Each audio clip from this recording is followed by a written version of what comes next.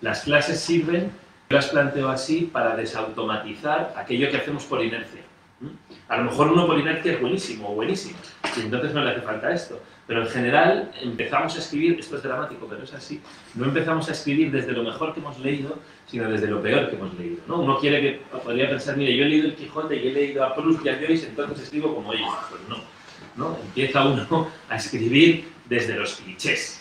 Es así, ¿no? Lo primero que se le viene a la cabeza, ya digo, es salvo los genios o genias que algunos hay. Pero al común de los mortales empezamos desde los arquetipos, los clichés de las pelis de tarde que hemos visto y que se nos han metido ahí, ¿no? Entonces hay que desautomatizar todo eso, todas esas inercias que tenemos. En los comienzos, ¿en qué se materializan esas inercias? Pues bueno, decía que hay tres tipos de comienzos, así por sistematizarlo un poco, ¿no? Está el comienzo, se utilizan en latín los términos, pero se puede decir de otra manera, ab initio, ¿no? ¿Qué es un comienzo ab initio? Aquel en el que coincide el comienzo de la acción con el comienzo del relato, ¿no? Este es por defecto el que más, yo creo, los cursos de escritura y también soy editor y además de novelista, es el que más se encuentra uno en gente que está empezando, porque es el más instintivo. ¿Dónde empieza una acción? Por la mañana, con un personaje despertándose, ¿vale? ¿Eso quiere decir que está mal empezar con un...? No está mal, uno puede hacer una gran obra con un personaje empezando a despertarse por la mañana y tal, pero por lo general la mayoría de las que empiezan así, pues es un poco como por rutina o por inercia. Hay que tener un poco, yo me pongo un poquito escondido, me pongo un poco sobre alerta. Cuando ya me llega un manuscrito y se despertó, se desperezó, se levantó, fue a la ventana, se duchó, tomó un tostadas con huevo y café, bueno, esto puede ser simplemente porque no está muy pensado, a lo mejor es que es como tiene que ser. De hecho, traía un ejemplo de los Juegos del Hambre, una de estas sagas comerciales que ha tenido un montón de pelis y tal, y empieza así, ¿no? Cuando me despierto, el otro lado de la cama está frío, estiro los dedos buscando el calor del PRIM, pero no encuentro más que la vasta funda de lona del colchón. Seguro que ha tenido pesadillas y se ha metido en la cama de nuestra madre. Claro que sí, porque es el día de la cosecha. Empieza así, efectivamente. Si lo veis, si pensáis en el cine así más comercial, menos autoral, la mayoría, ¿no? El cine americano específico que vemos, que es el bullicio de la casa por la mañana. Viene el autobús escolar a recoger a los niños, se levanta la familia, están cocinando ahí los huevos revueltos rápido, ¡corre, no sé qué, que no sé cuándo, que pierde el autobús! Está el padre, porque suele ser el padre, suele ser la madre la que está cocinando y el padre que está con el periódico, ¿no? Las pelis es así, y está el otro leyendo. Bueno, en fin, esa es la escena canónica donde se unifica el inicio de una peli con el inicio. ¿Se puede hacer otras cosas? Por supuesto que sí. In medias res, ¿no? Estamos más o menos familiarizados con el término. La acción empieza, o sea, el relato empieza a mitad de la acción. Esto lingüísticamente también no solo es que empecemos a mitad de la acción. A mí me gustan los que van un paso más allá y empiezan, digamos, como en mitad casi de la frase, diría. Hay algunos ejemplos, hay gente arriesgada, como José Saez, un escritor argentino, empezaba una novela con pero. Y dices, ¿cómo de pero? ¿Pero qué? ¿De dónde venimos? ¿No? O algunos otros ejemplos que a mí me gustan mucho. Asamblea Ordinaria de Julio Fajardo, una novela sobre la crisis de hace unos años aquí en España, y empieza así, dice: y luego está la gente que vive en otra ciudad, o con la que tampoco te ves mucho, los amigos que de todas formas acaban enterándose, aunque tú ya no les coges el teléfono muy a menudo, precisamente porque casi nunca te sientes con ánimo para contarles nada. ¿Cómo que y luego está la gente que dices, pero bueno, ¿de dónde venimos? ¿No? Ya no es un comienzo in media res, es una frase in media res, muy abrupto. ¿Qué pasa con esto? Que tenemos la sensación de estar subiéndonos a un tren en marcha. Pero también es muy estimulante y muy sugerente como escritor, o sea, como lector, porque dices, ¿de dónde viene el tren? ¿No? Pasa, me subo, no sé de dónde viene ni sé de dónde voy. Se puede hacer, ya digo, como en términos un poco de thriller, con una acción ya tal, o simplemente con una frase. Otra que me gusta mucho de Vivir afuera, de Rodolfo Fogui. Algo raro. 2 puntos. Estaban en el Florida. Era como las 11 de la noche. Se oyó sonar el timbre del teléfono del mostrador. Un empleado atendió y el cajero les hizo una señal. Sostenía el receptor con la mano en alto, indicando que querían hablar ellos. Llamaba a Dios. Y empieza así. Algo raro. 2 puntos. ¿No? Parece que nos han empujado en mitad de un relato y ahí nos vemos. O bueno, un comienzo y media res canónico, sí conocido por todos, por todas seguro, 100 años de soledad. donde tiene la particularidad de que, bueno, lo leo y lo comentamos, ¿no? Porque todo lo tenemos en la memoria. Muchos años después, frente al pelotón de fusilamiento, el coronel Aureliano Buendía había de recordar aquella tarde remota en que su padre lo llevó a conocer el hielo. ¿Qué particularidad tiene este comienzo? Pues aparte es inmediatamente, es casi, o sea, como, ese es el último, el comienzo in extremis, es el que empieza por el final, salvo que tiene una trampa, esta frase, una trampa de las legítimas, de las que se pueden hacer, que es que el coronel Aureliano Buendía, pero esto tenemos que leer la novela para saberlo, no va a morir frente al pelotón de fusilamiento. Parece un comienzo in extremis, este es el tercero que os iba a decir, ¿vale? El in extremis, el comienzo del final, salvo que, porque en un frente a un pelotón de fusilamiento, pues lo normal es que uno se muere, pero en este caso se va a salvar, ¿vale? Con lo cual parece in extremis, y además parece in extremis y no lo es por otra cosa, porque no empieza diciendo estaba frente al pelotón de fusilamiento, empieza diciendo muchos años después, con lo cual es una frase que reúne tres tiempos narrativos, ¿vale? Parece que tiene dos, el pelotón de fusilamiento y la tarde que le iba a conocer el hielo, pero no, está en el lugar de la enunciación, porque dice muchos años después ¿de qué? Desde donde está diciendo esa frase, con lo cual tiene tres, ¿vale? Por eso es ahí como prodigiosa, ¿no? Luego además esa frase tiene otra característica muy particular, que es que, claro, nos presenta un mundo, porque ¿qué es eso de que tu padre te lleve a conocer el hielo? Eso solo pasa en un tipo de... Ya nos está introduciendo en ese mundo del Caribe, donde a uno le llevan a conocer el hielo. Aquí a nosotros, los que hemos nacido en España, nadie te llega a conocer el hielo estaba ahí, ¿no? De alguna manera. Pero él es otro mundo, es un mundo mítico, ¿no? Es un mundo muy antiguo y además un mundo donde no existe el invierno, como lo conocemos nosotros, ¿no? Entonces, todas esas particularidades metidas en una frase, ¿vale? Pero también es inmediato. Y luego, efectivamente, el comienzo in extremis, este sí, el que empieza por el final de la acción, ¿no? Desactiva esa idea clásica de la intriga, de que la novela o el cuento, la ficción, tiene que mantenernos con intriga, y nos viene a decir que la intriga se puede hacer de muchas maneras, que no son las previstas. ¿Se muere o no se muere este personaje? Bueno, pues el mismo, por quedarme con García Márquez, dice, en Crónica de una muerte anunciada, ¿no? Ya la teníamos todos en mente, ¿vale? El día que lo iban a matar, Santiago Nassar se levantó a las 5:30. Ostras, esto va contra todo, ¿no? Contra toda una cierta tradición. Si ya sabemos que lo van a matar, ¿qué pasa? Pues aún así hay muchas incógnitas que ir despejando, ¿no? O el túnel de Sábato. Bastará decir que soy Juan Pablo Castel, el pintor que mató a María Iribarne. Supongo que el proceso está en el recuerdo de todos y que no se necesitan mayores explicaciones. Ya nos ha contado que ha matado y encima da por sentado que todos conocemos el proceso, con lo cual no lo está narrando desde ese final. Para que lo tengáis en mente para la práctica, podéis utilizar todo este tipo de... Si alguien tiene dudas, comentarios, ideas, reproches, me paráis y intervenís, está pensado para esto. Corro un poquito porque, como tenemos tiempo limitado, pues voy a ir un poco acelerado. Pero vosotros me paráis. Bueno, si tengo más tiempo, vuelvo solo. Tengo aquí algunos comienzos que me gustan. Sí, podemos luego volver. Hay algunos comienzos que no me gustan para comentar. El narrador. Segundo punto del argumento. No me voy a entender a explicar todos los tipos porque no nos daría tiempo. Aquí hay mucha gente que ha escrito, con lo cual entiendo que ya estáis familiarizados, a lo mejor no con la terminología cambia, el narrador eficiente, el narrador omnisciente, el narrador tal. Desde luego lo tenéis súper al alcance de la mano en la búsqueda de Google, quien quiera tipos de narrador, que os lo encontréis ahí sistematizado, o los comentamos después. Pero una pregunta, de nuevo, como por inercia, a lo mejor, ¿no? Cuando uno empieza a escribir, es fácil que tenemos casi, diría, dos tipos de dos narradores. Hay dos grandes familias, eso sí, ¿no? El narrador no identificado y el narrador identificado. El narrador no identificado es aquel, ahí dentro puede estar el narrador cámara, que es este como objetivo, el narrador omnisciente, el clásico del 19 que se mete en la cabeza de todo el mundo, incluso a veces se permite recordar, ¿no? Y dentro de los identificados es aquello que es un ente vivo. No voy a decir una persona porque a veces un narrador identificado puede ser un perro, puede ser un cuadro o puede ser cualquier cosa, pero digamos es aquel que de alguna manera se corporaliza en la acción, forma parte de la acción, en forma de personaje, ya sea animado o no animado, porque en la ficción, como sabéis, pues cabe.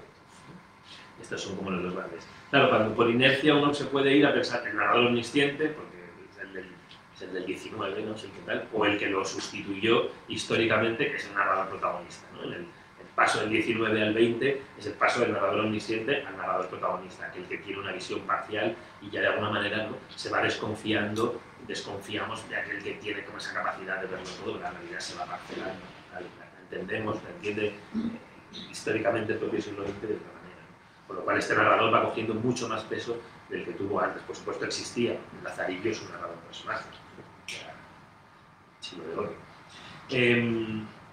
Entonces, cuando nos vamos a contar una historia, yo pongo este ejemplo, nada de sencillo, casi ya cliché, ¿no? Una historia sobre una infidelidad. Una mujer le dice a su marido: voy a Barcelona este fin de semana a trabajar, y la cámara de la sillera de repente coge, qué sé yo, un tren a Valencia, un tren a Barcelona, y la primera sorpresa es que no había dicho esto, y ahí se protagoniza. ¿Vale? Historia. ¿Cómo la contamos? ¿Desde dónde la contamos? ¿No? Hasta tal punto el narrador condiciona absolutamente la historia. La podemos contar, como decía, desde el punto de vista de la protagonista, es lo que primero uno se le viene a la cabeza, ¿no? Entonces tener a su marido, entonces ella lo cuenta, quizás arrepentida o quizás en absoluto, no sabemos, depende de cómo sea. Igual lo cuenta con despecho, igual lo cuenta con orgullo, igual lo cuenta con vergüenza, sería como drama. Pero lo cuenta un tiempo después. Podemos contar la historia desde qué más puntos de vista.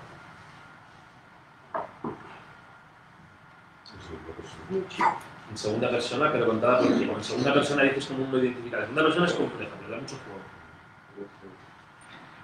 Lo identificado con otro. Si habla con otros, es identificado. Sí, pero eso.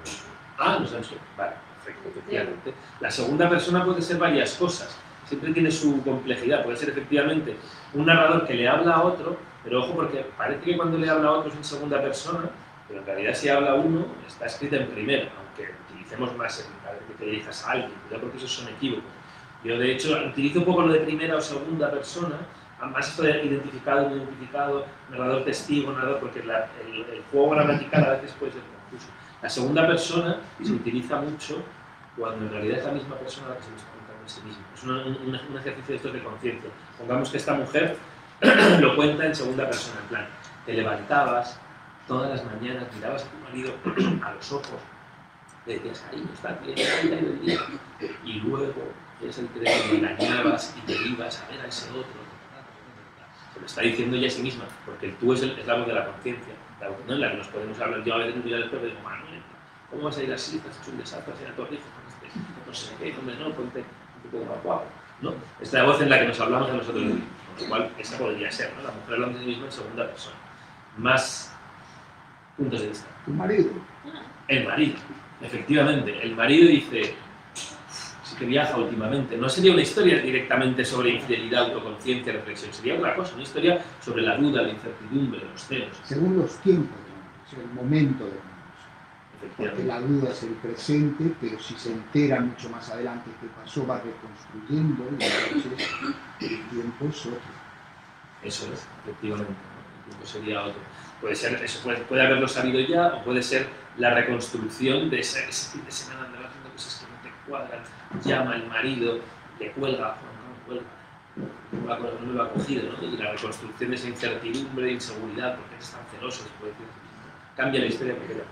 Yo había pensado el tren. ¿El tren? Sí, el tren como narrador. Muy bien. Bueno, total, completamente la cultura del punto de vista, el depositario ahí de un montón de historias, ¿no? Yo recuerdo Elena Garro, Recuerdos del Porvenir, o así viene el título. Ahí el narrador es el pueblo, ¿cómo diría? No el pueblo, la comunidad, sino el pueblo, el lugar, ¿no? Y el pueblo que es el depositario de un montón de historias, y en esa novela es el pueblo el que cuenta, ¿no? Una especie de narrador en primera persona del plural, ¿no? Como se especifican algunas historias, pues el tren podría contar la historia. Hay una mujer que lo coge de ida y de vuelta y es una mujer diferente. Si es la primera vez que comete la infidelidad, seguro que se llama todos los fines de semana, ¿no? Pero si es la primera vez que comete, esa mujer el viernes y esa mujer el domingo, es completamente distinta. El tren tiene esa mirada doble. ¿Más? El amante. En Tercera, calidad variable, el ángulo.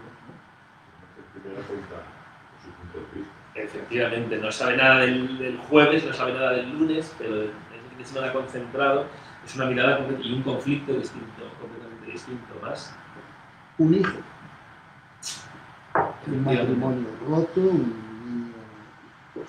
un adulto que narra una infancia de engaños y de trastornos de todo tipo, o sea, de lo psicológico, de una forma, muy emotivo, muy traumático.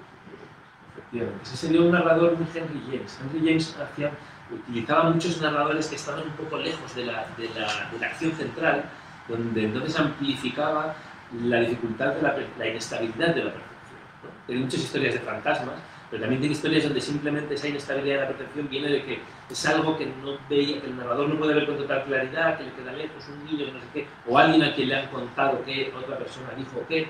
Entonces empieza a generar como esta duda sobre qué sucedió y qué no sucedió. El niño, si es mayor, tendrá unos recuerdos infantiles, seguramente adulterados por cómo pasó la cosa, ¿no? Ve a su padre nervioso, algo pasa, pero a lo mejor es simplemente su recuerdo de niño, ¿no? Se va como desestabilizando. A medida que vemos un narrador más alejado, se va haciendo más compleja la propia realidad. Madre ausente, las mentiras, creer o no creer en lo que dice La manera que les da de comer en Barcelona El que- todos los días. No sabe quién son esos dos personajes y por qué se juntan solo su día y su ocho. Efectivamente. Y les ve como de repente en una actitud extraña. Por tanto, si lo vuelvo a encontrar en Valencia, es una promesa que resulta que aquí la empresa nunca pasó, porque no pasó. La compañera de viaje, que la ve todos los jueves. Efectivamente. Esto sería el narrador testigo. No es ya una narradora protagonista, es un narrador testigo. Que parece que la historia no va con él, pero, y esto es lo bonito de los narradores testigos, siempre va un poco con él. Porque cuando tú cuentas la historia de alguien, es, de alguna manera, tu historia, ¿no? Que parezca que tiene poco que ver contigo, pero siempre cuando leáis una historia de un narrador testigo, hay que desconfiar ahí, rápidamente. Porque, ¿por qué me estás contando esto? Si me cuentas es porque te importa, ¿de qué manera te importa? ¿No? Ni imaginemos que sea una amiga. Si es la amiga de ella, que es la depositaria del secreto, igual es una amiga a la que su marido le fue infiel, ¿no? Y entonces estás como acompañando a tu amiga en esa aventura divertida que está viviendo, y un tiempo por dentro diciendo, pues eres mi amiga. Te lo recomendaría, porque a mí me hicieron lo mismo y sé lo que duele, ¿no? Y de repente se produce un espejo, hay un juego un poco perverso donde te estás juzgando, porque parece que te estás diciendo disfruta y no te ha pasado que estás diciendo. O sea, que no sea el mismo marido.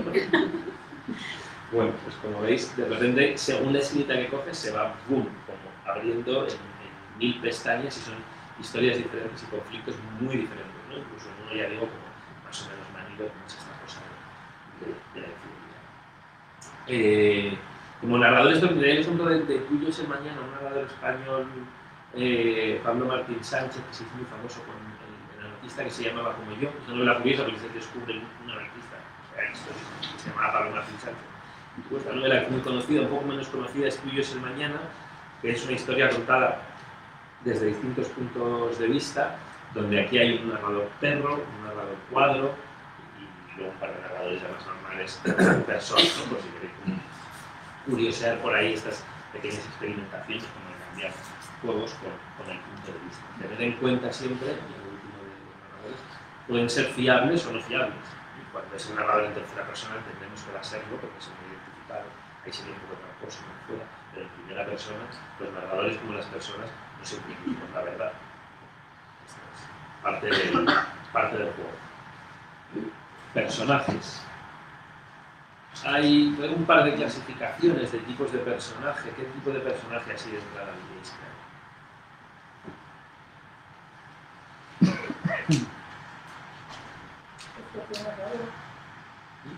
El propio narrador, claro, pero ahí te vas desde el punto de vista del narrador. ¿Refieres al protagonista?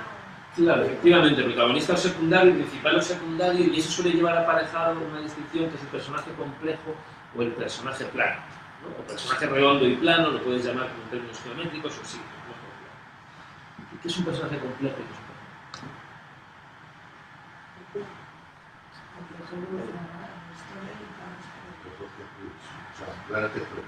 Efectivamente. Esto no es necesariamente malo, ¿no? Por ejemplo, todos los personajes pueden ser complejos.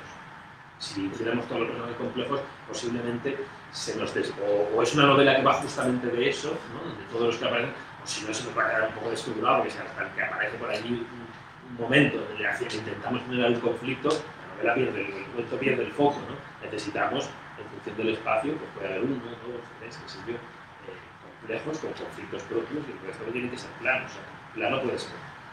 Realmente tenéis un sistema de arquetipos, con el método de reflexiones tópicas, con el complejo, aparte de tener una personalidad propia, puede pensar en contradicciones en sí mismos, en el primer real. Entonces, un personaje muy malo de un lado, también es una persona de los derechos son las matices de todo tipo, tanto a nivel físico, psicológico y... Es el nombre de evolución. Tiene una evolución personal a lo largo de la vida.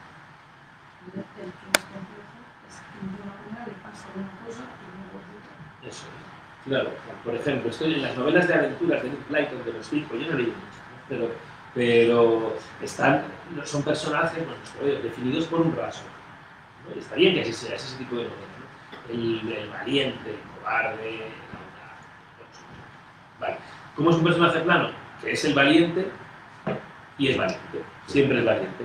¿Qué es un personaje complejo? El que es el valiente y llega a una situación en su vida en la que actúa con cobardía y deja tirado a todo el mundo que confiaba en él porque es el valiente, ¿no?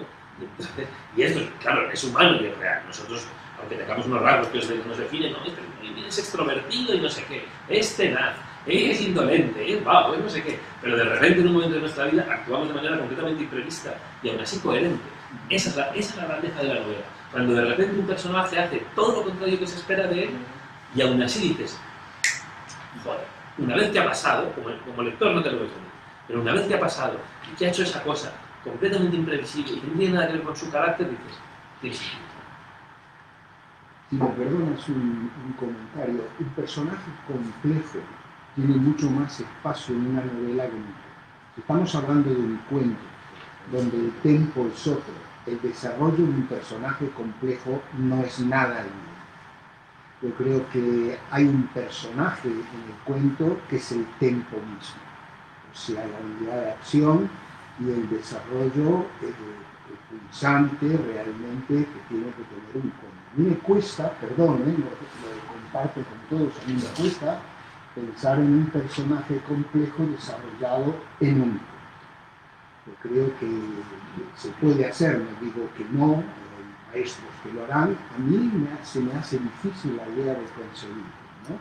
Lo que no significa que no pueda haber cambios en un personaje, que hagan situaciones que nos sorprendan, que formen parte de la trama del cuento, pero hay que yo lo tomo con un grano salvis, ¿no? Confieso mi duda y comparto con todos. No, está muy bien. Yo sí que he leído personajes complejos en un micro. No sé si en micro, sí que he leído personajes. Quizás se refiera a que el cuento se centra más en el hecho, en la situación, en el personaje. Sí, es una cuestión de grado, es muy cierto lo que dices, ¿no? Es el lugar natural del personaje complejo, pero si llamamos complejo ya no solo a todo el arco y toda la evolución del personaje que cambia, sino un personaje con rasgos en disputa. Por eso yo me he ido a lo del valiente que actúa de otra manera y no tanto a todo el arco, porque es verdad que un arco de evolución nos lleva más a pensar en la novela. Pero un personaje con rasgos en disputa, ¿no? El que no es audaz, valiente y temerario, sino audaz y valiente, pero no sé qué, ese sí tiene, y eso es una complejidad en el fondo, ¿no? Y esa contradicción sí se puede dar de una compacta o reducida, con un chispazo, una acción concreta se puede dar en el cuerpo. Pero naturalmente para que tenga lugar la resonancia del conflicto, el eco, la modificación y todo eso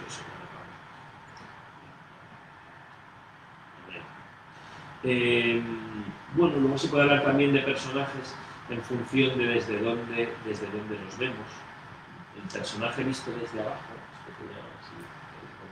es un personaje propio de la épica, ¿no?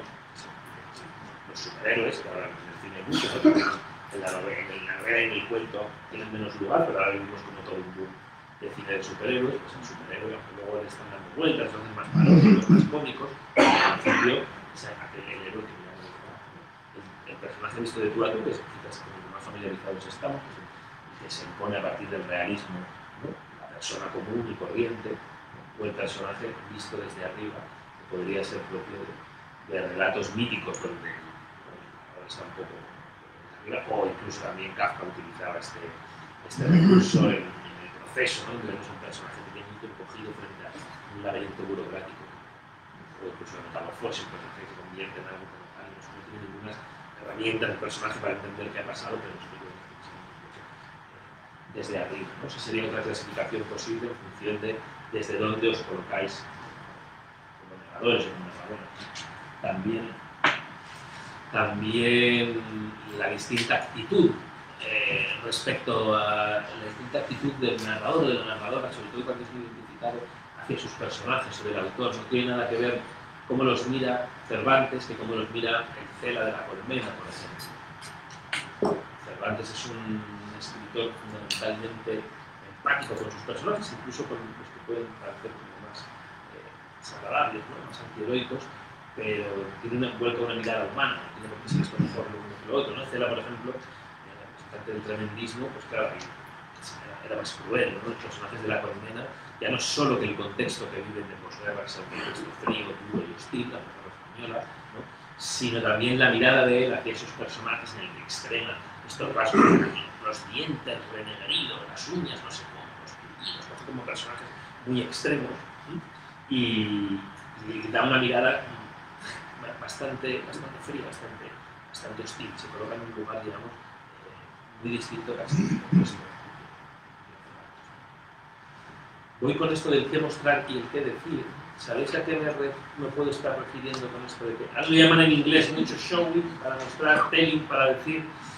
Lo digo en español, aunque es verdad que en inglés el telling ese tiene un matiz que en el español decir no termina de reconocer. Es un decir en el sentido de explicitar, ¿vale? Frente a mostrar, ¿no? Mostrar sería yo pongo este pedazo de realidad y la veis vosotros la realidad directamente. En el decir es un poco más como que en la realidad el lector estaría el narrador, le vemos más a él diciendo las cosas. Eso sería un poco la diferencia. ¿Estáis familiarizados? ¿Os sonaba esto? Si no me conocimiento se va popularizando. Pues fijaos, traigo como un fragmento un poco triste, me lo vais a perdonar, pero se ve bien, tiene un poco muy interesante, de un cuento de Lord Moore, que se llama Gente así, realmente que hay por aquí. Voy a leer primero el que es el fragmento original, que sería el mostrar, ¿no? Yo traigo una porción de realidad, digamos, y la explico sin más. Dice ella, el bebé quiere levantarse y jugar con el interruptor de la luz. No para de moverse, se agita y lo señala. Últimamente le ha dado por las luces, explica la madre. Está bien, dice el cirujano, sintiendo con la cabeza hacia el interruptor, déjale jugar. La madre avanza hasta ponerse junto al interruptor y el bebé comienza a encender y apagar las luces, las enciende y las apaga. Lo que tenemos aquí es un tumor de Wilms, dice el cirujano, de repente hundido en la oscuridad. Dice tumor como si fuera la cosa más grande del mundo. Wilms, repite la madre. La habitación se ha incendiado otra vez, rápidamente, con la luz. Luego se borra la luz y queda la oscuridad. Entre los tres se produce un largo silencio, como si fuera de repente bien noche. Se escribe con G o con doble V, dice una. Tenemos, bueno, voy a leer el otro, pero bueno. Y así sería, en vez de show, en vez de mostrando la escena, cómo sería diciéndola, ¿no? En el telling, ¿no? Esto ya es una recreación sobre el cuerpo. Mientras el médico explicaba que el bebé tenía un tumor, el pequeño practicaba su nuevo pasatiempo encendiendo y apagando la luz, encendiéndola y apagándola, aumentando el nerviosismo y el temor de la madre. Cuando el profesional pronunció las palabras de Will, la habitación quedó oscura. ¿Qué diferencias veis entre ambos fragmentos del libro? ¿Qué consigue más uno u otro? ¿Cómo resuena cada uno?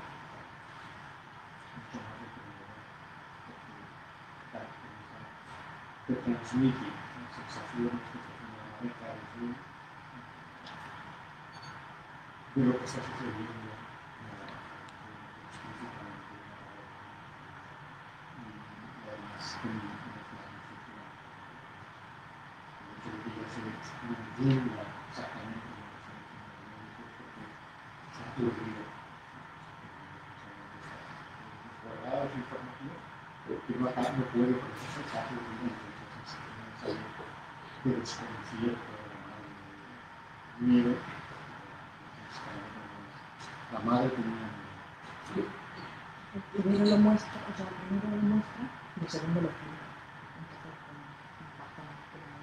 Entonces, Y al hilo de lo que decía el compañero, acaba la madre con esa frase que realmente le da lo mismo si se quiere con puede con él, le está enmendando lo que le está diciendo, pero tiene que salir como un recurso. Es muy buena esa frase de que... de defensa que utilizan que se está bloqueado porque en vez de las ramas, pues utilizan guardas para agarrarse a clases da iluminación de la frialdad que se produce, pero emocionalmente no te cuenta algo que es el impacto que estas cosas hacen. Cogea el detalle más niño absurdo de todo. Es la única manera de tener una puerta de entrada. De salir. Por el socio emocional.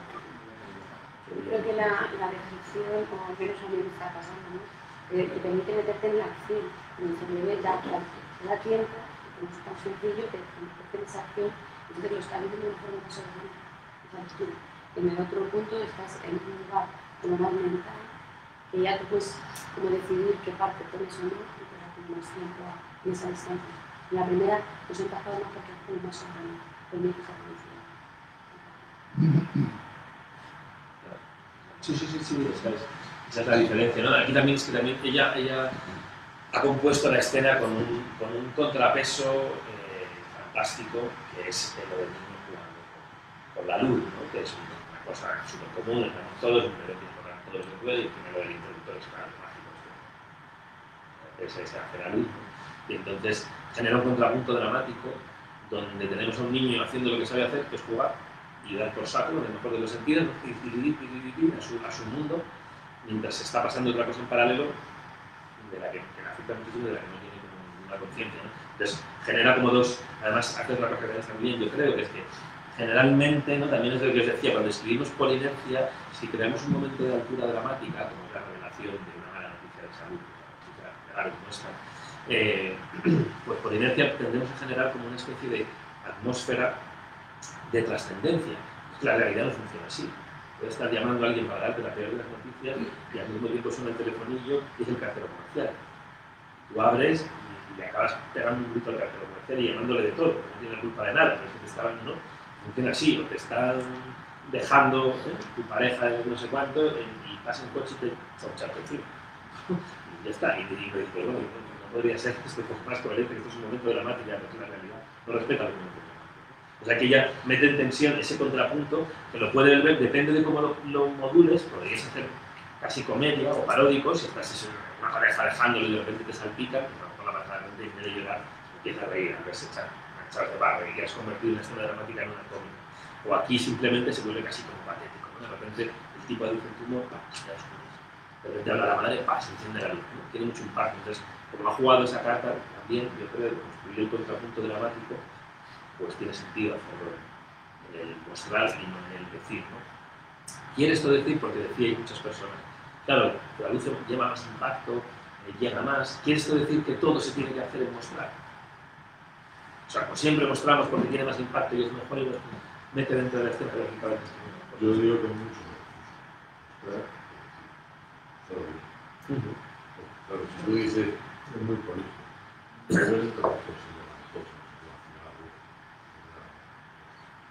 Mostrar normalmente suele ser gente que o política,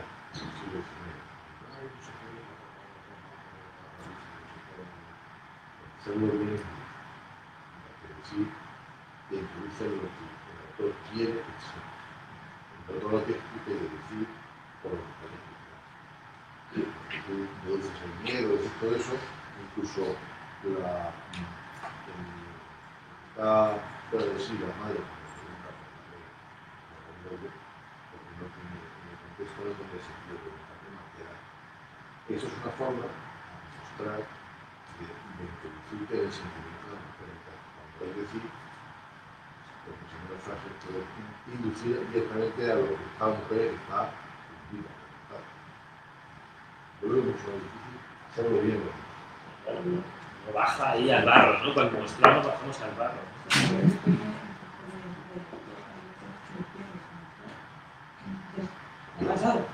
trauma, pero En la alternancia entre el mostrar y el decir muchas veces hace ritmo.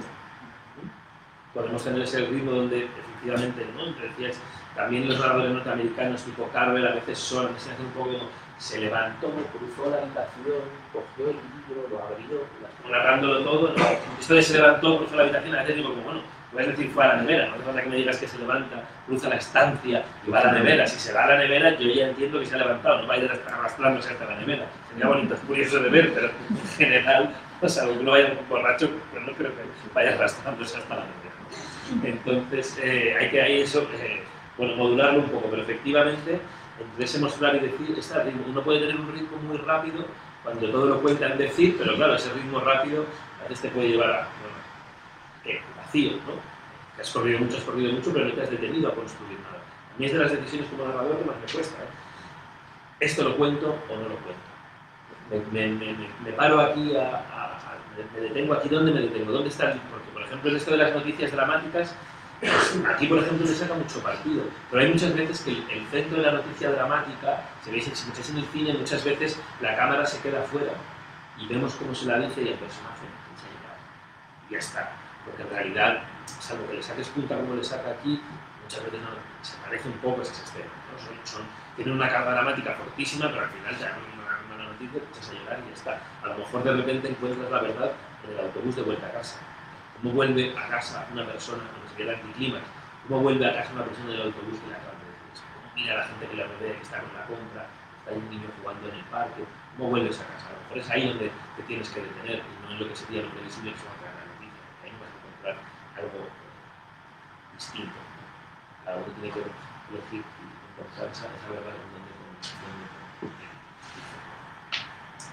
Bueno, un par de preguntas ya. El género, si pensamos, el género es el relato, pero uno puede darle dentro de ese género un subgénero, ¿no? Romántico, policial, western, ciencia ficción. ¿Qué es un género? Esto es una pregunta. No existe. Es una forma de la gente que entiende de literatura clasificar. Tú, si eres un cuento negro, te ponemos en la editorial, o sea, en la colección de fáciles. Pero realmente yo creo que existe solo cuentos buenos y malos. No, es decir, yo creo que hay una forma objetiva de ver esto. Tú no puedes admitir que llegue uno que vea la mantenida y de lápiz y resulta una comunicación mal. Ese es tu punto de vista, pero objetivamente. Yo me quedo con algo de lo que has dicho, pero es un poco de yo creo que no, vamos, ni siquiera es tan fácil, fíjate, y eso es complicado, ¿no? Yo pienso que una obra de arte crea su género. En otras palabras, hay cosas que solo se pueden decir de una manera. Y se aplica al cuento, a la novela, a la pintura, al cine, a todas las formas artísticas de expresión. Ese es, digamos, un extremo de concepción. Yo acepto que no es fácil llegar a él, pero es como la Constitución, una aspiración que todos deberíamos tener a la hora de sentarnos con un boli en la mano, ¿no? Y que tienen todos los artistas, y que es inmensamente difícil de lograr. Clasificar por género se puede llevarnos a la tropelía a la hora de ver obras.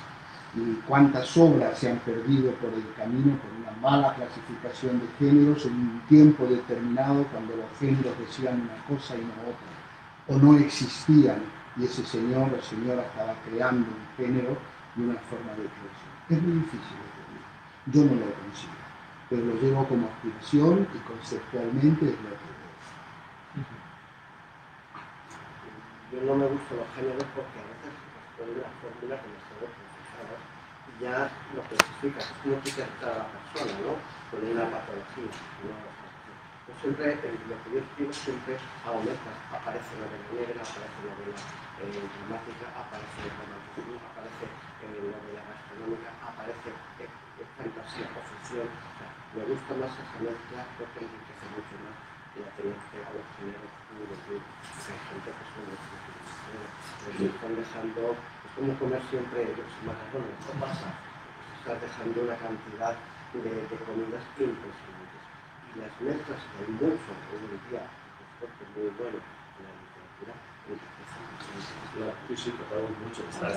Está la película esta de Orgullo, Prejuicio y Zombies, ¿no? Donde mezclas la literatura victoriana con los zombies, cruces de estos ya. Tan buenas y luego malas. Locos, ¿no? Pero mira, yo creo que es la pista que yo quería ir. Efectivamente, funciona, es una cosa más. Decías que no existen, Borges ahí se enfada. Pero, mira, la forma de género, usan el género. Pero es muy interesante. Más leído, menos leído. Sí. Bueno, es una forma de clasificar.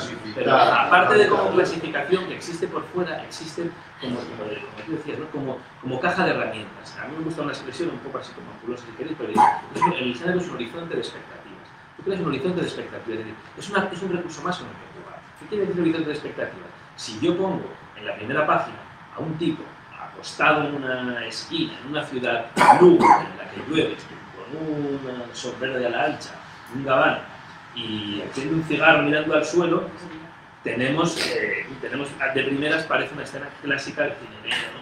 El detectivesco, tal. Si luego de repente, lo que por ejemplo, pasa un coche y le salpica y le mancha la página llena de barro, yo he creado una expectativa para luego decepcionar y volverlo de repente un personaje cómico. Parecía un personaje épico, un tío duro, seguro de sí mismo, que acierta todo lo que intuye, ¿no? Ese es el cliché del detective, ¿no? Tal, y de repente es un patán, una especie de mortadelo allí al que te manchan la minuta de cambio. No sé. Así por ejemplo pienso en Rafa Rech, que hace ese tipo de juegos, donde, o en Sangre a borbotones, parece una novela negra, de repente Madrid está inundado, parece como ciencia ficción, pero desde luego no tiene nada así como de la sofisticación de la ciencia ficción, es una España así como un poco castiza y anticuada, ¿no? Entonces, juega a decepcionar el género. El género, si es el punto de llegada, entiendo que puede parecerse cosméticamente. Si es el punto de partida, nos puede servir para ampliar un montón de juegos. Como peli, a mí me gusta mucho, pero como punto de partida quiero decir, lo tomas como unas reglas, unas normas de las que partes, jugando con, por eso digo horizonte de expectativas, sabiendo que cuando tú pones esto, el lector ya está esperando esto, más esto, más esto, más esto. Ese es el género. Pero tú le puedes dar esto y luego todo lo contrario. ¿Qué hace Lars von Trier con esta película está Bailando en la oscuridad? Hace un musical listísimo. Cuando uno hace un musical esperamos que colorido, este es el canon del género, ¿no? Los palabras. Cantando bajo la lluvia, cantando bajo la lluvia. Eso es una cosa, claro. Y de repente Lars von Trier, tú estás esperando cantando bajo la lluvia porque es un musical y coge al personaje, que interpreta el avión, y lo hunde en lo más hondo, ¿no? Lo retuerce, lo hace llorar, le pasan la mayor de las perderías. Y encima con canción. Y entonces estás cogiendo el horizonte de expectativa de lo que significa un musical, le estás dando la vuelta y hundiendo a la gente en la mayor de las tristezas. Ahí de repente el género se vuelve algo fértil. En lugar de hacer esta cosa de está todo para clasificar, no, de repente... Tengo que decir, después de la palabra que he soltado, es que realmente lo que contiene muchas veces el criterio de los críticos, de los lectores y sobre todo de las editoriales es el género. Y eso es lo malo. Por eso es por lo que a mí me gustan los géneros. Porque eso hace que si tú coges un personaje que está separado de mucho autor, que le gusta el jazz y tiene un coche viejo, claro, bueno, pues eso empobrece mucho. Esa forma de colocar las cosas empobrece mucho tanto el juicio del que mira como las editoriales. Pues a mí no me gusta. Yo prefiero hablar siempre de buena literatura,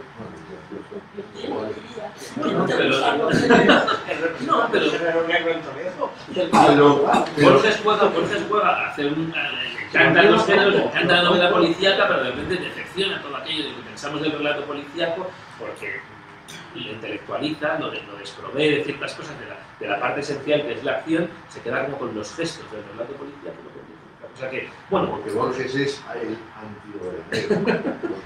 Claro, hizo un artículo de... No, le encantaba la Christie y lo que no novela negra a los americanos, lo veía, todo eso lo odiaba. Sí, perdona, lo de Borges es un poco inclasificable él mismo.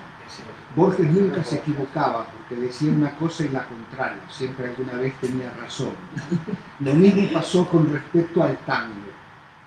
Ha deplorado el género del tango, era una cosa de baja estofa, pero luego se inventó un tango que no existía, un tango de compadritos que te esperaban en una esquina con un cuchillo, y ahí encontró un género para la literatura argentina. Por un lado, deploraba la sangre, por otro lado, la endiosaba porque creaba un personaje que se parecía a las sagas escandinavas y también a la literatura británica que él adoraba, y daba una cierta enjundia a una literatura que todavía no tenía su propia clasificación, que era la literatura argentina, ¿no? Por lo tanto, con Borges tenemos para todos los gustos y siempre buenos.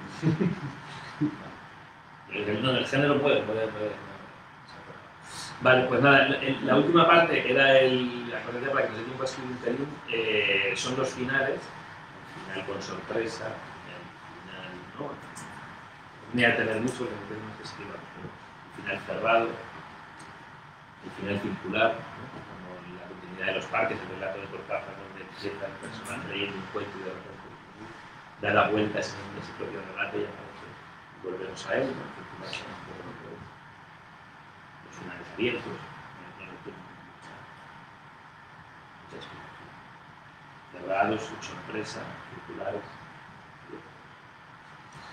Entonces, con esto, que hemos visto así un poco brevemente de la pluma, a escribir, se supone que la sesión acaba al cuarto, como hemos empezado un poco, podemos hacerlo como hasta y media, ¿sí? ¿Se puede?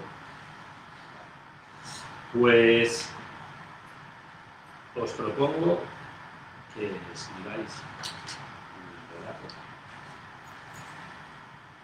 con un personaje que le cuenta a otro algo que este no sabía.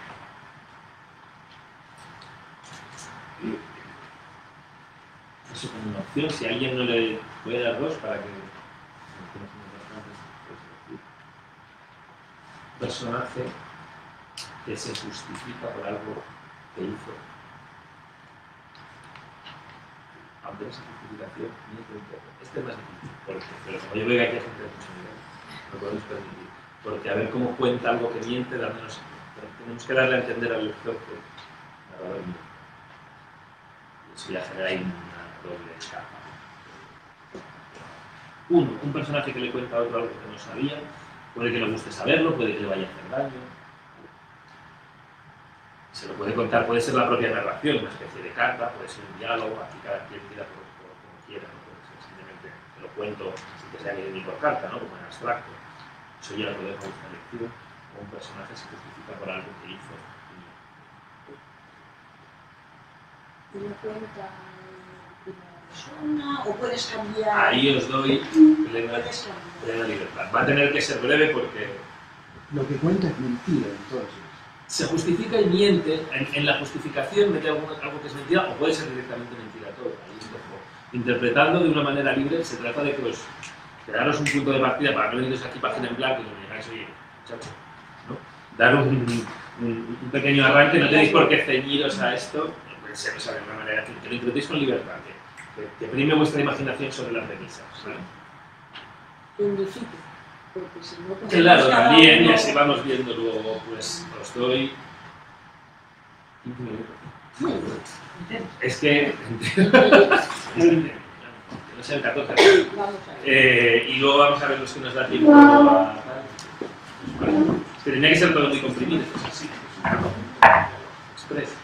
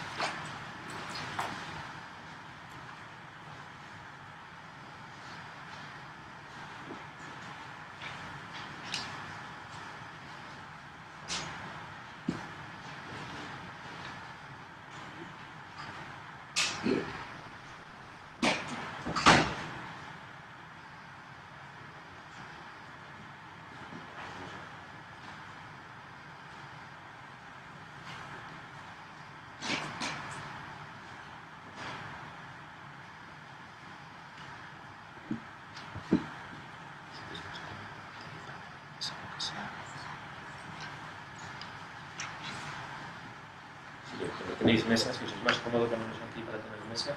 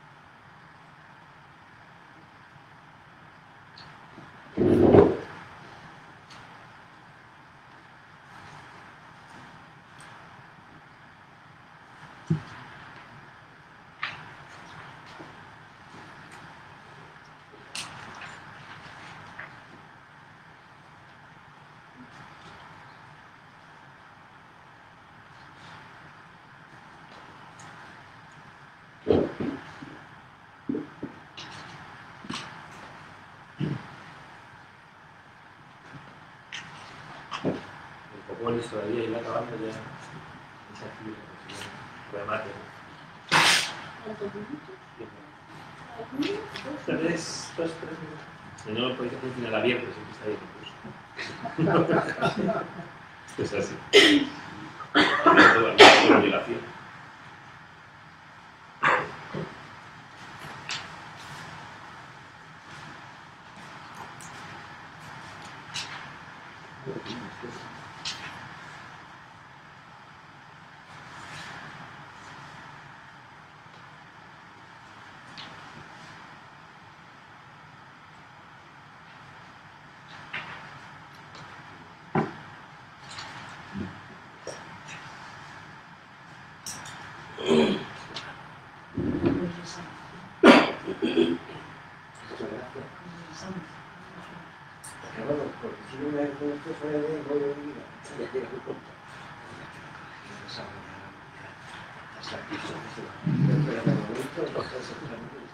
No, es corregirnos lejos.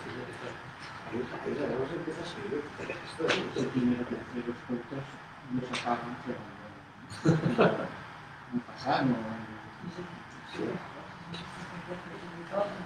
Sí, eso no se quiere.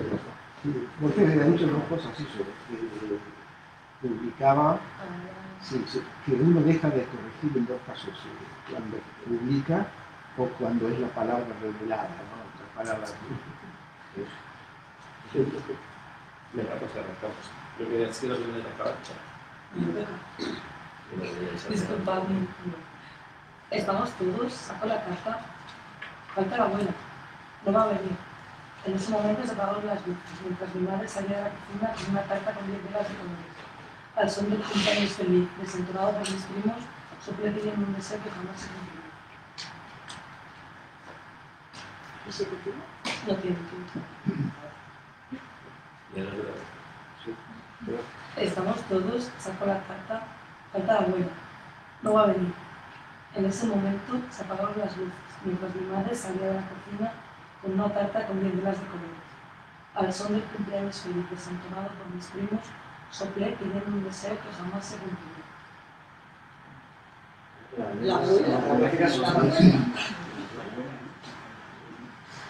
Pero un niño, niña de 10 años que está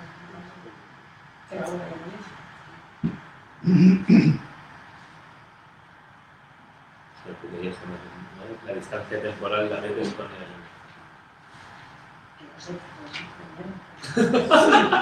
no me puedo dejar. Si todo. A ver, con este No, hombre, a ver, vamos a empezar con haciendo un ejercicio en 10 minutos. Pero que tiene tan personal, se están procesando, claro. Has jugado con la dimensión, metes la dimensión temporal, o sea, como la distancia entre el narrador y la acción, la conciencia de lo que ha pasado es en el que jamás se cumpliría, ¿no? Eso es lo que añade a posteriori, por ejemplo, ahí se mete toda la distancia entre la escena, ¿entendés? La distancia entre la escena y la conciencia de lo que ha sucedido es el diseño que... Es que tendría que ser como que jamás se iba a poder cumplir o algo así, como tendría que ser otro tiempo verbal, ¿entiendes lo que quiero decir?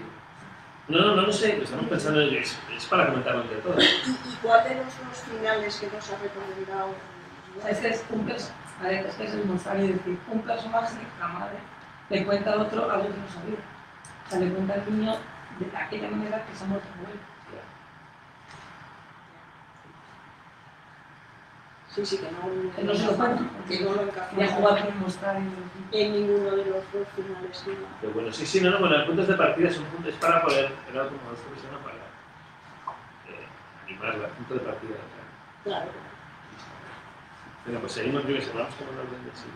El narrador se justifica. Llegué al Festival de Cuentos justo a tiempo de escuchar a Antonio Núñez Molina leernos un cuento inédito, El secreto cuaderno. Me hizo gracia que usara, como yo, esos cuadernos de Lisboa, de hojas de rosas y grises, en los que la tinta nunca se oscurece, donde escribir parece más fácil y las palabras se suceden unas a otras claras y sin errores. Por eso quería hablar con él cuando acabó su charla, pero la cola que le pidió una firma era demasiado larga. Se le veía algo agobiado, quizá cansado de viaje. Así que subió a la biblioteca y me intercambió trayendo libros demasiado. Cuando salí, la sala había quedado vacía, su silla también, y tan solo vi su cuaderno caído en el suelo, abandonado. Lo recogí con devoción y salí corriendo para devolverse. Os juro que recorrí todas las calles de Torrejón, pero os juro, no me encontré. No, total, te lo dejo. Está muy bien, ¿qué te parece?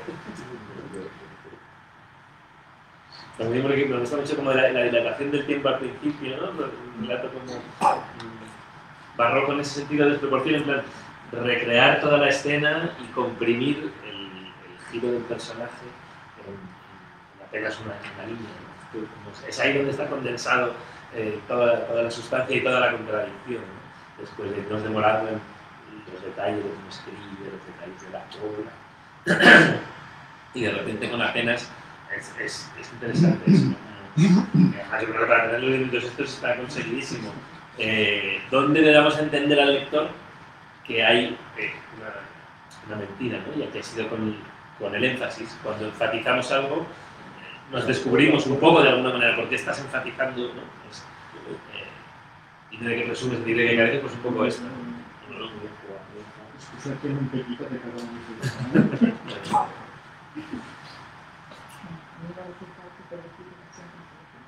Lo es, porque os he pedido es una barbaridad, ¿no? O sea, queréis salir y poner una queja, yo os la acepto. Puedes llegar aquí un sábado por la mañana y que un tío llegue y te diga, oye, escribe 10 minutos, corre y tal. A mí esto me parece fatal, eso lo confieso. Bueno, escritura lo único. Era lo único, yo de alguna manera lo intuí siempre. Cuando la amamantaba y le tarareaba, sus ojos se clavaban en mí con mucho. Luego el destello se borraba durante casi todo el tiempo. O bueno, el aparato de luces que giraba sobre la cuna, los muñecos con botones de la compra de juegos, la televisión, no sé, no nos dimos cuenta. Cuando le tocó hablar y no lo hizo, el mundo se nos vino abajo. ¿Por qué? ¿Qué le pasa? Es que no me interesa, ¿no? Estrellita de verdad, dime dónde estás. Un diamante de verdad, dime dónde estás. Y sus ojos volvían a cambiar. Sin embargo, los médicos nos decían que su mundo del silencio se desvanecía. Había algo único que escuchaba, la belleza sonora de la música. Es veía Lorca de repente por un momento, ¿no? Cuando vuelve el registro así como lírico, canción popular, el drama contenido se ha concentrado ahí un poco.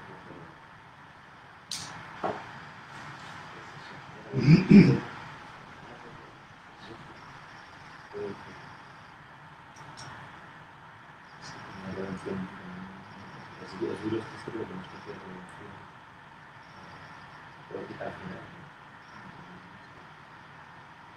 Y el querer que hubiera un mundo tan intenso que es el de la música, y que los demás nos persiguen en un silencio como tal, un silencio que tardó en manifestarse por dentro de la Y la elección de las palabras, ¿no? De muy cargadas, de destellos, de pasar de un registro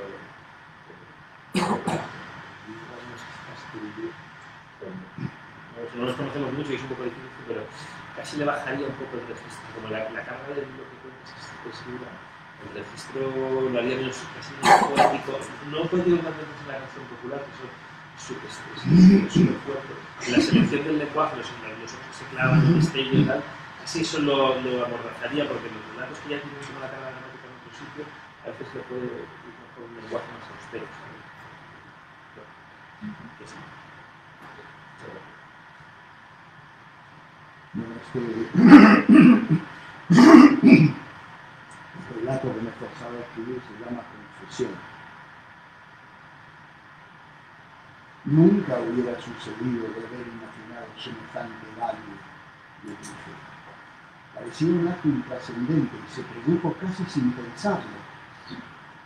Yo conocía sus celos enfermizos, el acoso de cada acto mío, la indagación en lo posible, la voracidad del deseo que atribuía a cada uno de mis actos y que en definitiva pensaba inundaba sus temores. Cada mirada como una compensación por su propia falta de coraje. Lo cierto es que el ahogo que sentía ante aquella censura implacable de cada acto, de cada gesto mío, se hacía intolerable. Tal vez por eso le dije que pensaba que mi encuentro con Carmen había acabado en la cama, aunque no fuera cierto. Lo peor, tal vez, no fue para ella, sino para mí, porque aquel incendio hizo imposible mi inconfesa apetencia.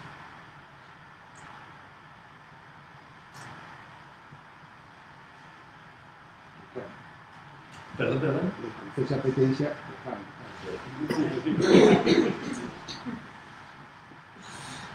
Ya está de acuerdo.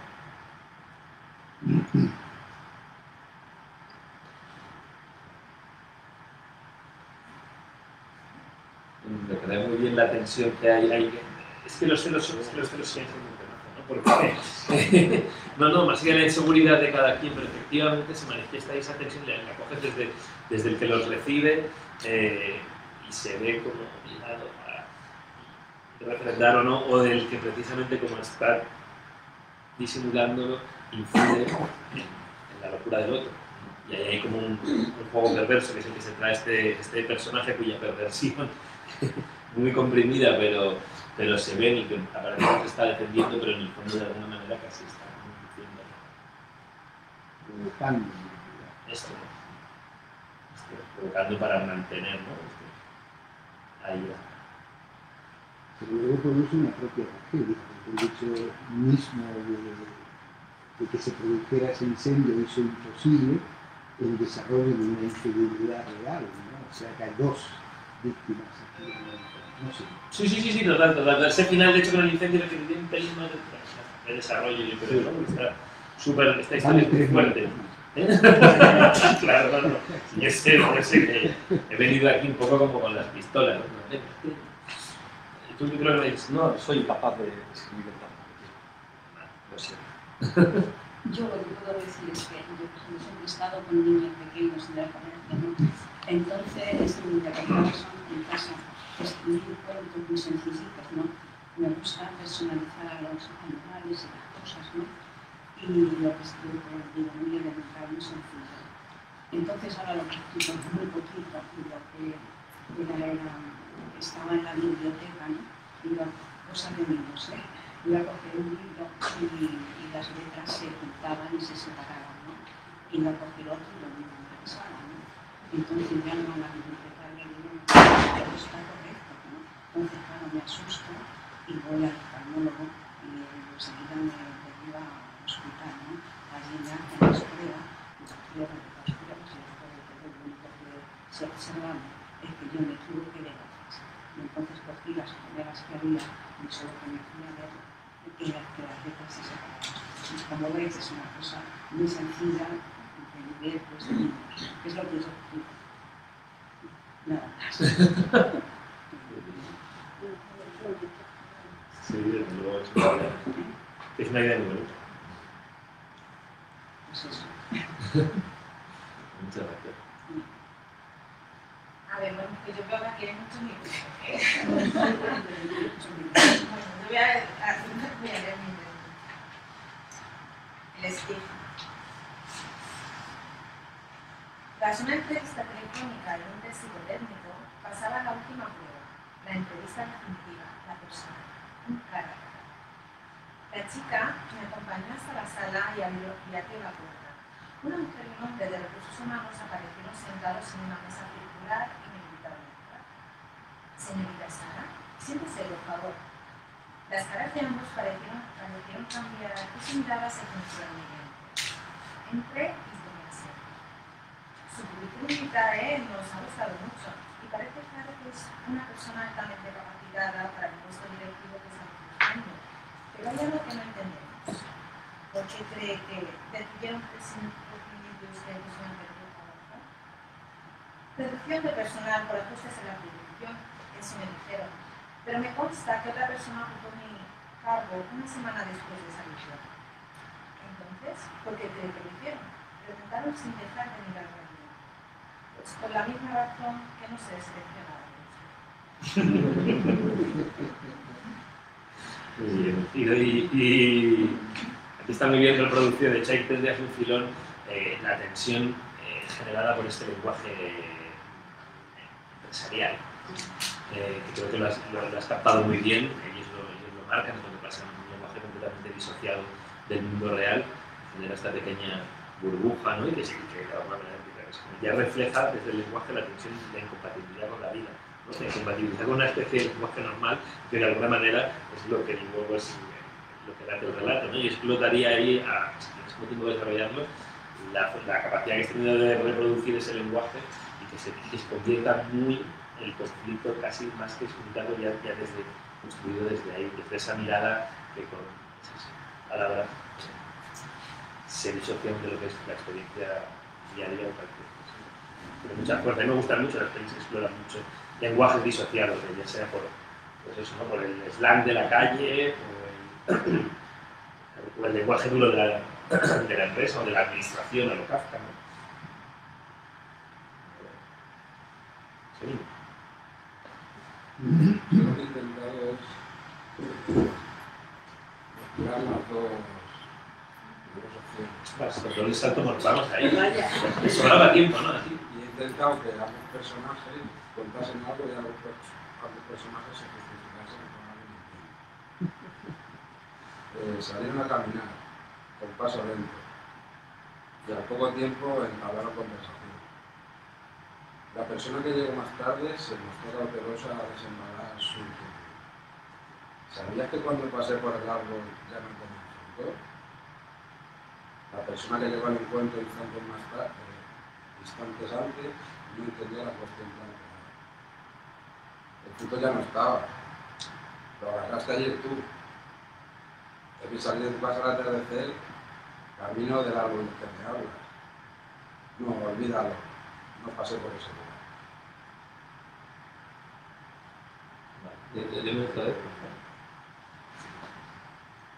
Salieron a caminar con paso lento y al poco tiempo entablaron conversación. La persona que llegó más tarde se mostró cautelosa a desenrolar su inquietud. ¿Sabías que cuando pasé por el árbol ya no tenía fruto? La persona que llegó al encuentro instantes antes no entendía la cuestión planteada. El fruto ya no estaba, lo agarraste tú. Te vi salir de casa al atardecer, camino del árbol del que me hablas. No, olvídalo, no pasé por aquel lugar.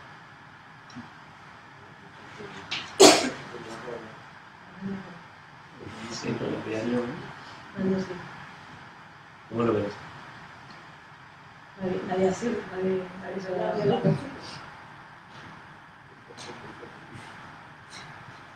Porque ninguno lo sabe. A mí lo que me distrae un poco es que haberle puesto un nombre a las personas, porque la persona que llegó a mí eso me distraía un poquito, lo demás me gusta mucho.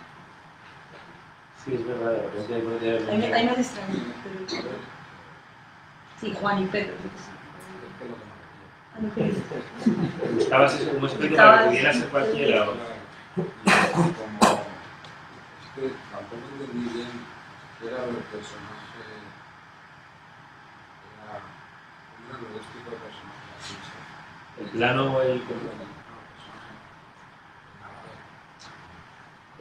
bueno, decía el identificado o no identificado, claro, porque es una persona dentro del relato que aquí... Ella intenta hacer uno no identificado. No sé si lo conseguí. Sí. Porque no lo entender, como algo que no está... Sí, el narrador, efectivamente, es el narrador omnisciente o el narrador de cámara o el tal, sí. Ese desembalar, ¿qué es lo que desembala? Desembala te doy una metáfora al principio de desembala la inquietud. Sí, es bonito. Luego a veces hay que tener cuidado con cuando utilizamos la metáfora alta, ¿sabes? O simplemente ponerle consciente a cuándo queremos utilizar la palabra literal o utilizamos la metáfora. Porque aquí con este cuento que has elegido, la metáfora me parece bonita, pero creo que como el resto creo que no le pega esa metáfora a esta relato. Fíjate, porque es el fruto, es como un lenguaje sencillo, es un conflicto aparentemente sencillo, pero luego trae otro tipo de cosas. Yo le vería más ahí un registro más, o sea, como una metáfora buena que me guardaría para otro relato que huele de otra manera. Creo que le pega un lenguaje seco y directo. Y tampoco es que decir el fruto que era. Claro, pero esa cosa como indefinida que tiene el fruto, si no nombramos la persona, no nombramos el fruto, le va un lenguaje más por McCarthy, más seco aquí. Más. Muy bien, enhorabuena. Bueno, pues a ver, yo soy terapeuta ocupacional y yo lo que he escrito es pequeñas obras para que interpreten mayores. Entonces tengo un registro un poco sencillo y pensando en lo que hace gente de 90 o 80 años. Entonces, bueno, ahora está un poco lo que hay y he dicho, bueno, pues lo que me salga, ¿no? Y he salido esto. Para, por favor, no sigas. Espera un momento. ¿Qué pasa? Ven, sentémonos un momento. Dime. No fue algo de un momento ni algo que yo entendiera mientras sucedió. Prefería hablar con él aparcando a mi novio entre amigos. Al principio pensé que éramos amigos, compañeros con objetivos comunes. No te entiendo. El tiempo fue pasando y nuestra unión, aunque secreta para nosotros mismos, cada vez era más fuerte. Demasiados condicionantes para pasar a la acción. Solo entendí que me amaba cuando dejó de hacerlo al emparejarse. Y así entendí que yo también le había querido ir por algo. Bueno, no importa, eso es pasado. ¿Qué tiene que ver eso con nosotros? Cariño, la persona de la que te hablo es tu amor. Bueno, el melodrama puro. ¿No? Es verdad, el melodrama va en torno, el conflicto entre los melodramas es esta cosa de la identidad, de quién es. Hay un momento de anagnólisis que se llama el reconocimiento de la persona. Esto es como el género melodramático. En la Capital de Almodóvar es quién era el padre, si el padre al final es el que está aquí. No, estaba bien cogido el tono del lenguaje, pero al emparejarse, ahí me ha sido un poco, emparejarse no es una palabra que digas en un diálogo así de estar, echarse pareja. Sí, pero no sabía cómo, no sabía, y es un poco así como un poco rápido y... Hay que tener siempre un ojo alerta, no utilizar el lenguaje literario, parece que es como la tendencia cuando tiene que ser a veces. A mí me pasó lo mismo, que a veces demasiados condicionantes para pasar a la acción. No hablar de una persona muy grande así. Pero bueno, es para corregir. Sí, bajarle un poco, pero estaba bien cogido el...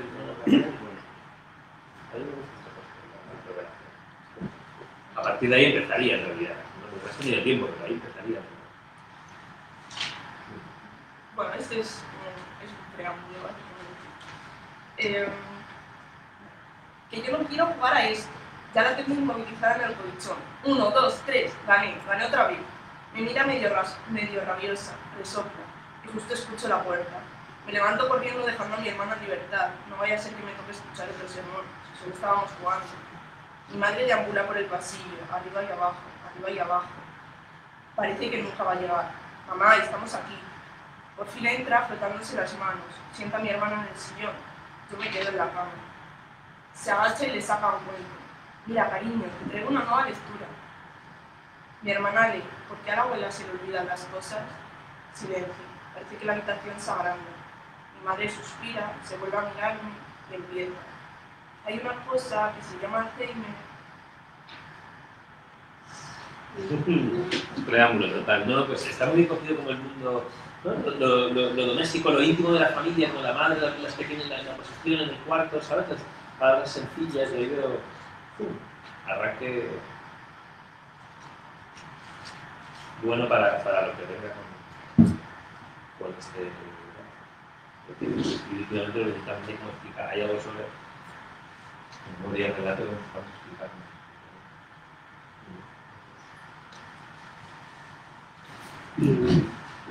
Si ves que me corto, es que no entiendo que se me ves en estás. No, lo siento. No creas que ya no me atraes. Estoy cansado de siempre lo mismo. Todavía me atraes. De tu cuerpo, ese cuerpo andrógino, tus músculos arrogantes, tus ligeras arrugas en sus ojos, tus manos como tijeras, tu seso, ese cuello, y aprietas en las nalgas. No mires así. No hay otro. Eres y has sido mi primer amor sincero, pero creo que ya no puedo seguir engañándote, pasear por esos parques de la mano, besándote como narcisos siguiéndonos en los estantes, mientras todos nos miran. No seguiré tus viajes, perderé esos aplausos que siento míos cuando vilas ese auditorio que has entregado con esos personajes, y que alguno sé que soy yo, que siempre me quedo en la sombra. Ahora cuando te abrazo, cuando corre en mi espalda, me besas los labios, llega su voz, su perfume, sus lágrimas, su placer reducido, y llegan las yemas de sus dedos, el grito de un niño en una cama en la habitación de al lado, la cafetera silbando como el último tren. Vuelve a aquella estación partida, coja lo que queda del equipaje de vuelta. Vuelve por aquí. Sí.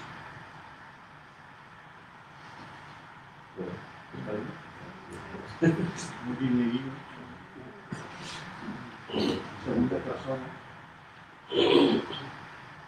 Sí, bueno, eso parece que se dirige a, pero en realidad es una primera. Tenemos que tiene muchos elementos de sensitivo, del tacto, de la vista, de muchos sentidos que van a ver realmente estoy sorprendido primero de este grupo fantástico porque me perdí en otro compañero que estaba cogiendo notas. Realmente la acción ha pensado que están haciendo el amor y que no puede complicar. Y el engaño está en que realmente la abandona por esos cerros de que han sido compensados en esa relación de pareja, ¿no? Y que luego pues a su vida anterior con su mujer. Pero sí va a poder intentar reflejar que está en ese momento de álgebra, diciendo que es el todo.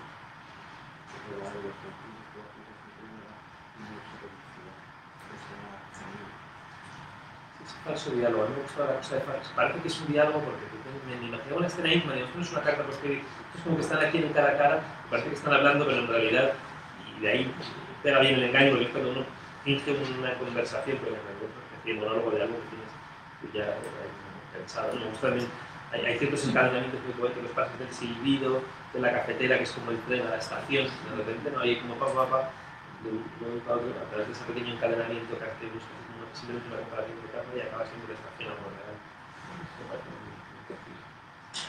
Seguimos que nos va a dar tiempo, ¿no? Voy a intentar ajustarme a la segunda propuesta que es esa. Intentar. Lo he titulado La quimera del recuerdo.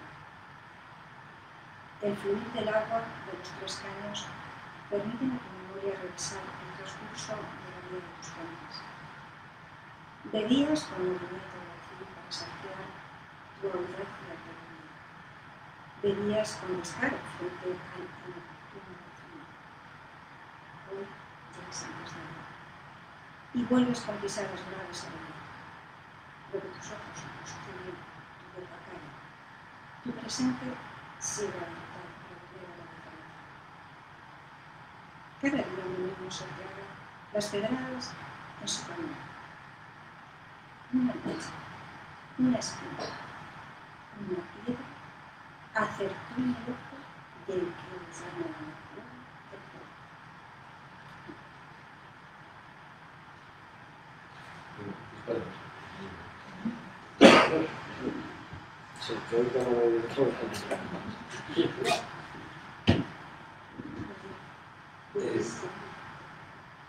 Tenía mucha musicalidad, ¿verdad? Allí lo has construido muy bien, lo tenías controlado esto. Y el ritmo es la musicalidad de verdad, ¿no? Juegas muy bien con la repetición.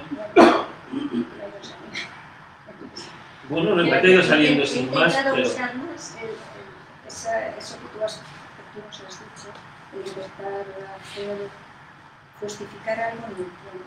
No sé si se ha entendido que la quimera del recuerdo no es ser alguien que sigue teniendo la diferencia sin estar. Y que el todo en realidad tenemos el que lo hace. Pero se queda con el cuerpo para que no todo lo haga, porque hay un familia no me persigue. Decía, esto es mi cama. Sí, no, es que claro, un rato así como de viva voz y de pero me queda, te digo, que es una construcción muy melódica que además es la que lleva de alguna manera como hacia la relación, que ya es una repetición que haces como una tal, nunca siempre se puede llamar a seguro, que de repente te saltan y te vas con una cadencia. ¿Fuiste tú la que dijo que no estudiaba? ¿De verdad? ¿Es lo que dijo al principio? Está justificado que los personajes también. Efectivamente. De verdad, Me encanta corregir, pero no puedo escribir. Pues sí. Sois muy amables. Pero solo puedo hacer cositas bonitas. No es amabilidad. A los hechos nos remitimos. Gracias. Vamos que no me puedo pasar no quiero solaparme con la siguiente. Pues yo también lo he ajustado a la última propuesta que has hecho, la de Mercurio. Y lo he titulado Antonito el Fantástico.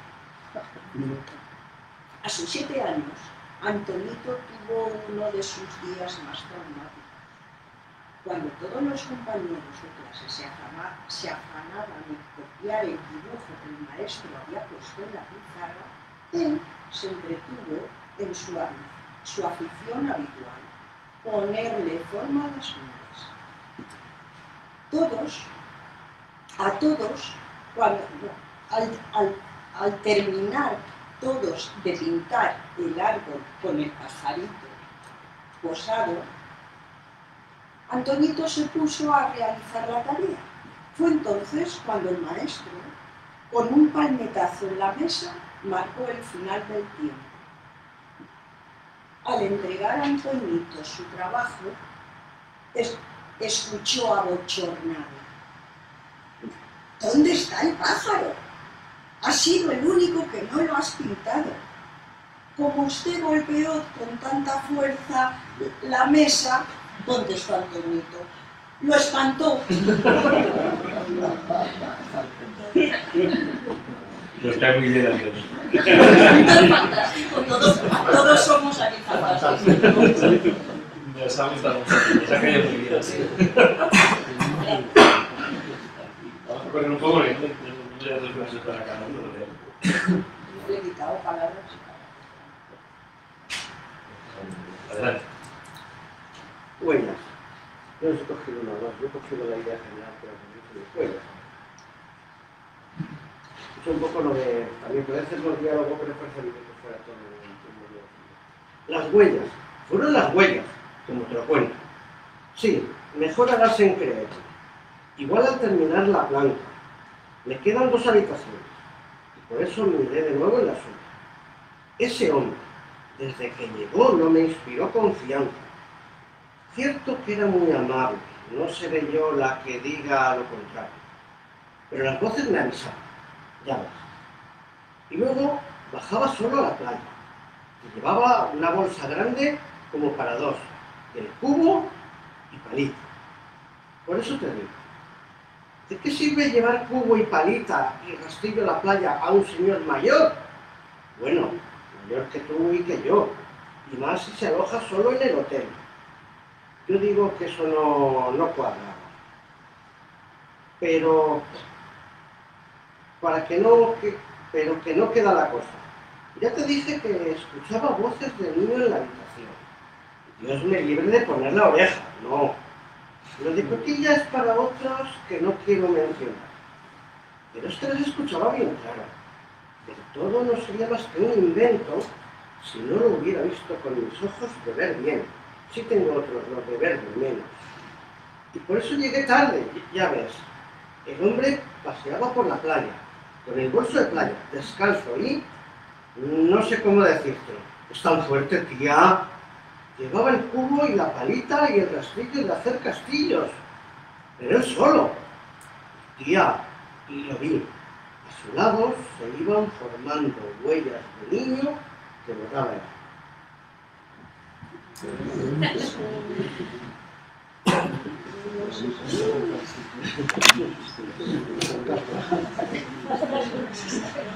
acuerda de niño? No, yo registro la súper bien. La rabia para contar más. De este rápido, si no, no tienen enhorabuena. No sé si ella se va al barrio.